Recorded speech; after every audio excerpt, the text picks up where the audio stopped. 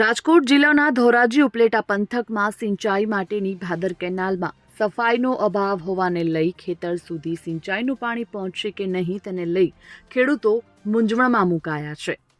Bhadar canal 78 kilometre લાંબી canal છે. તેમાં 44 જેટલી માઇનોર કેનાલમાં પિયત માટે પાણી આપવામાં આવે છે, જેમાં ધોરાજી ઉપલેટા સહિત 46 જેટલા ગામના 17,000 હેક્ટરમાં ખેડૂતોને પિયત ફોર્મ ભરાયા મુજબ આપવામાં આવે છે. ધોરાજીમાં આ વર્ષે ચોમાસા બાદ કમોસમી વરસાદ બાદ ખેડૂતોના ઊભા તેમજ તૈયાર મોલ કપાસ, મગફળી, સોયાબીન સહિતનો પાક મોટાભાગે પલળી અને બગડી ગયો છે.